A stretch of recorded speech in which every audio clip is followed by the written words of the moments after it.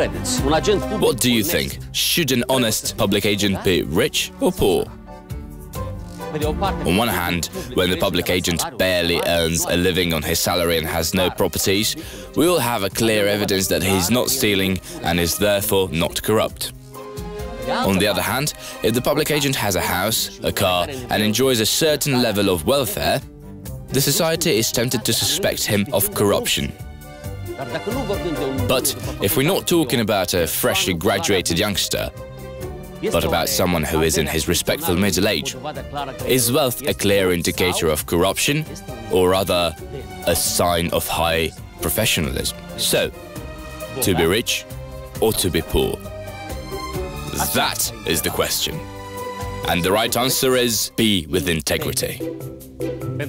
For it is not the well-being of the public agent that is a criterion to assess his integrity. However, the fast and unexplainable increase of wealth while in a public position provides a clear lead for corruption suspicions. How can we be sure of what the case is? Quite simply, by submitting the mandatory declaration of assets and personal interest by every public agent.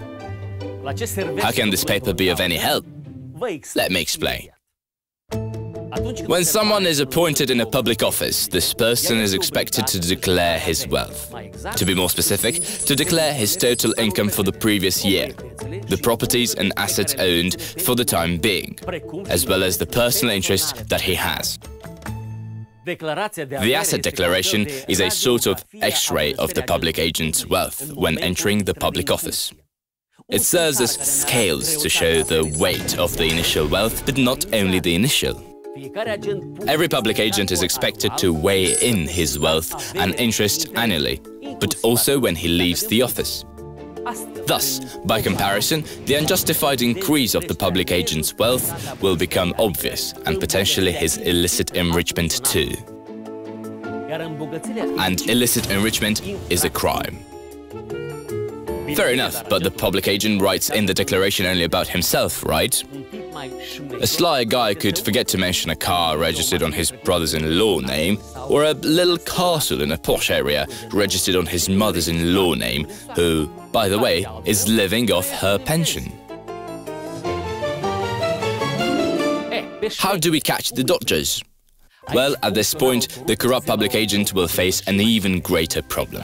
His declaration will be published and verified, and the omission or concealment of wealth is punishable by law. To ensure that retired mothers-in-law with luxury properties do not emerge alongside tremendously wealthy ex-wives and overnight enriched brothers, the public agent's assets and personal interest declaration must include information also on the wealth of close relatives, including live-in partners. Remember, assets obtained honestly by the public agent and his family stand as a proof of their professional virtues and the appreciation they enjoy.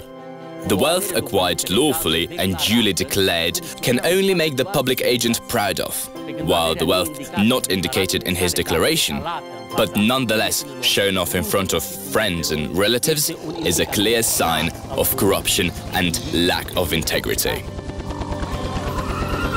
The society is not interested in having poor public agents.